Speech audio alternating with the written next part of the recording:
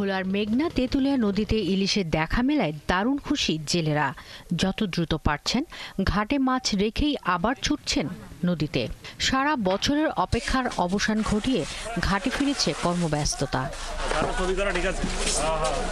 কিন্তু এরই মধ্যে ইলিশ সহ অন্যান্য মাছের প্রজনন রক্ষায় মাছ ধরা ও সংরক্ষণে আগামী ৪ অক্টোবর থেকে ২৫ অক্টোবর মধ্যরাত পর্যন্ত ২২ দিনের নিষেধাজ্ঞা দিয়েছে মৎস্য বিভাগ। জেলেরা জানান, নদীতে মাছ না থাকায় সংসার চালাতে ঋণগ্রস্ত হয়েছেন। এছাড়া মহাজনের ঋণের বোঝা তো আছেই। ভেবেছিলেন সেসব ঋণ শোধ করতে পারবেন। ২ সেক্টর আমরা পাওয়া ধরছি, এর মধ্যে সরকার আবার অভিযান দেওয়া ধরছে। মাছ এখন বাড়ছে, এখন যদি অভিযান দেয় তাহলে সরকার আমাদের জনগণের দিকে কি বলছে, সরকার আমাদের দিকে চাইলো। ডিম যখন না আসে তখন এর আগে সরকার অভিযান পালন করার চিন্তা ভাবনা করে। আর আমরা চাই ভারতের সাথে যাতে এই অভিযানটা সরকার একত্রভাবে পালন করে।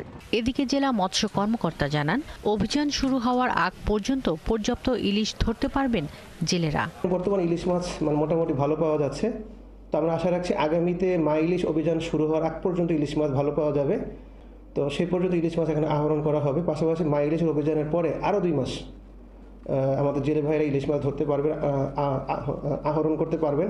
জেলা মৎস্য বিভাগের তথ্য অনুযায়ী এবছর ইলিশ উৎপাদনের লক্ষ্যমাত্রা ধরা হয়েছে 1,80,000 মেট্রিক টন, যা দেশের মোট ইলিশ উৎপাদনের প্রায় 40 ভাগ।